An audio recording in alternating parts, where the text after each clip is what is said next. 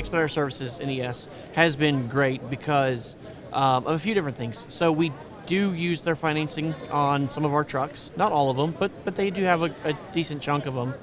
And working with them throughout the pandemic, they were very aware of what was going on because they were experiencing themselves. They understood the reduced freight count. They understood the loss in revenue, and offered things such as deferred payments or interest-only payments for a few months while everybody got on their feet, which really helps out with cash flow and making sure you can stay afloat.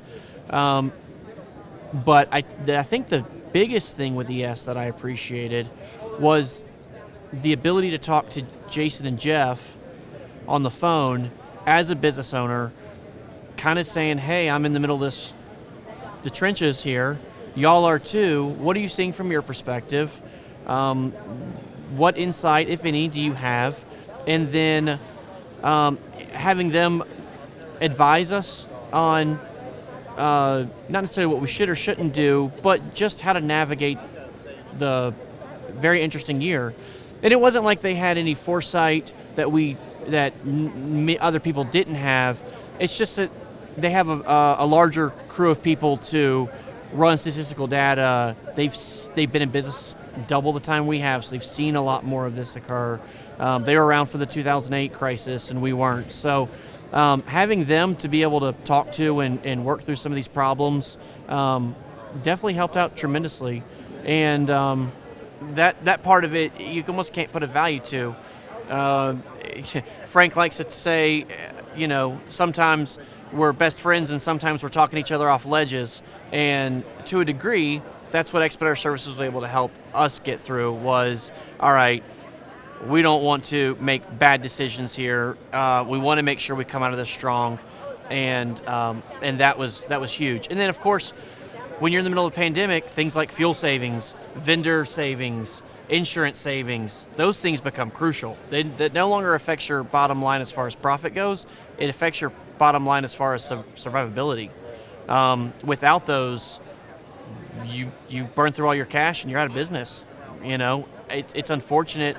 Throughout the pandemic, we did buy out a fleet. We did buy some repossessed trucks off of other banks, and some of these trucks and this fleet were good people, and they weren't a part of the Expediter Services family, and they weren't able to survive. And because of ES, we actually had that backing that we really needed. During the pandemic, because of our growth, we had over 35% growth during the pandemic, force-fed growth.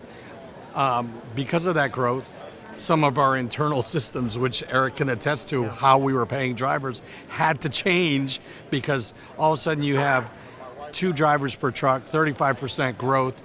Okay, what we're doing right now really isn't working, and Expediter Services was, through some consultants that we were able to get, change the way that we were able to do and get us our data and give it to us in a manner that made it manageable, that we could pay 60 trucks, 70 trucks, and 2 people per truck, and get those people paid not only on a weekly basis, get them paid on time and properly the amount that they were due, it was crucial. It was a big change and pivot. And to what you were saying was like seeing, maybe not saying, hey, this is going to happen, but showing us the potential pitfalls that were ahead.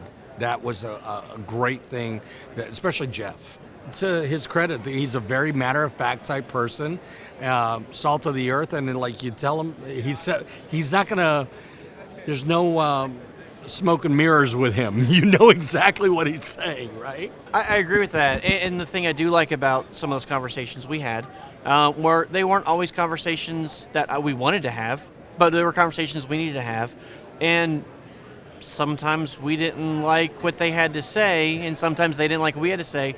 But at the end of the conversation, you step back and you realize, hey, we grew through that. And that makes a difference, because if you don't have a support system, if you don't have someone to reach out to bounce ideas off or to say, hey, this concept's a little bigger than what we're normally used to working with, you could easily make a very bad decision. And that's what we were trying to avoid. So we knew we weren't necessarily going to hear the answer we wanted, or maybe even have the philosophy that we wanted to hear, but having multiple viewpoints helped our business grow responsibly.